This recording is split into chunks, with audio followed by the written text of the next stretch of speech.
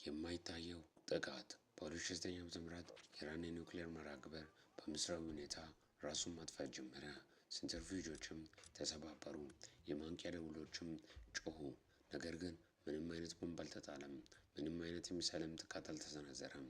የዓለማችን እጅግ ጥብቅ ጥበቃ የሚደረግለት የኒውክሌር ጣቢያ በጸጥታ እየፈረሰ ነው። የኢራን ሳይንቲስቶችም ግራ ተጋብተው ነበር። በመቆጣጠሪያ ክፍል ውስጥ ያሉ ስክሪኖችም ሁሉም ነገር ሰላም እንደሆነ ያሳያሉ። ነገር ግን ከመሬት በታች ያሉ ማሽኖች እየተገነጠሉ ነበር። ይህም የጦርነትን ታሪክ ለዘላለም የቀየረው ክስተት ነው። ምክንያቱም ዓለም ለመጀመሪያ ጊዜ ዲጂታል የጦር መሳሪያ አካላዊ ጥፋት ሳይደርስ ያደረገችበት አጋጣሚ ነው። ዛሬም በሚገርም ታሪክ ተመልሰን መጥተናል። ቻናላችንን ሰብስክራይብ ማድረጋችሁን እንዳትረሱ። ይህ ቪዲዮም ለብዙ ሰዎች እንዲደርስ ላይክ ማድረግ እንዳይረሳ። ናታንዝ የተባለው የኢራን ኒውክሌር ማበልጸጊያ ጣቢያ ከመሬት በታች በጥልቀት የተቀበረ እና በከባድ መከላከያ የተከበበ ነው። እርሱን በአየር ጥቃት ለማጥፋት መሞከር የዓለምን ጦርነት ሊቀሰቅስ ይችል ነበር። ስለዚህ አሜሪካና እስራኤል ሌላ አማራጭ ፈለጉ። ውጤቱም ስቱክስኔት የተባለ እጅግ ውስብስብ የሆነ የኮምፒውተር ቫይረስ ወይንም ዋርም ነበር። ይህም ቫይረስ ዝም ብሎ መረጃን ማስቀረት ሳይሆን ማሽኖቹ እንዲያብዱና እንዲሰባበሩ ትዕዛዝ የተጻፈበት ኮድ ነው። ስቱክስኔት ተራ የኮምፒውተር ቫይረስ አልነበረም።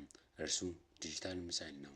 በቢሊዮኖች የሚቆጠር የኮምፒውተር ኮዶችን በመፈተሽ አንድ የተወሰነ ዓላማ ብቻ ለይቶ ለማጥቃት የታቀደ ነው። የዓላማም የኢራን ኒውክሌር ማሽኖች የሚንቀሳቀሱበት የሲምናስ መቆጣጠሪያዎች ነበሩ። ነገር ግን አንድ ትልቅ እንቅፋት ነበር።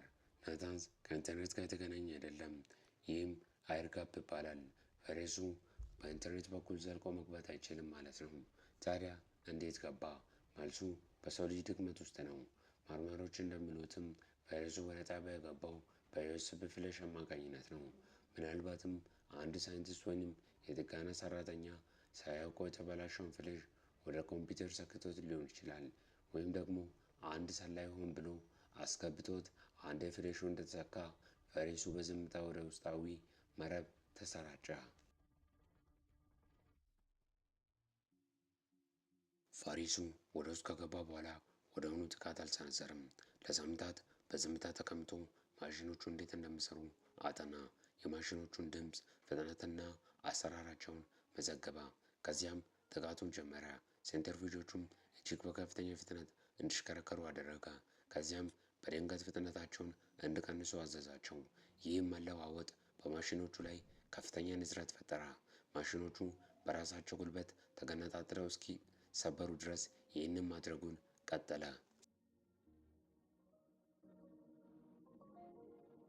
የዚህ ቫይረስ እጅግ አስደናቂው ክፍል የማታለል ብቃቱ ነው። ማሽኖቹ እየተሰባበሩ ባሉበት ቅጽበት ቫይረሱ ለመቆጣጠሪያ ክፍል የውሸት መረጃ ይልክ ነበር። የኢራን ሳይንቲስቶችም ስክሪናቸውን ሲመለከቱ ሁሉም ነገር ሰላም ነው የሚል አረንጓዴ መብራት ያያሉ።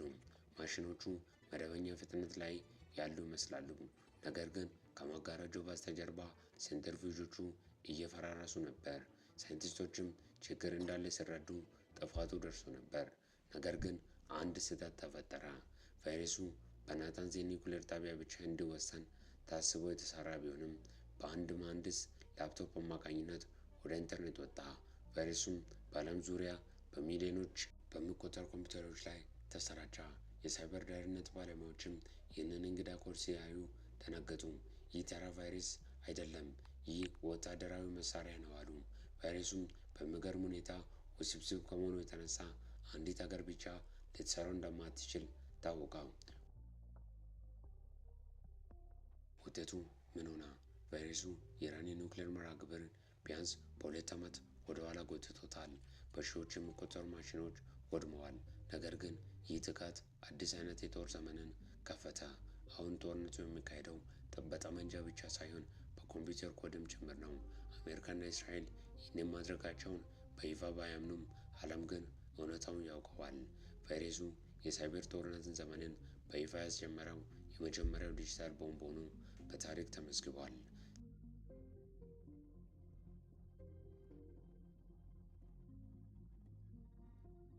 የኢራንን የኒውክሌር ጣቢያ ያጠፋው የቫይረሱ ታሪክ በዚህ አበቃ።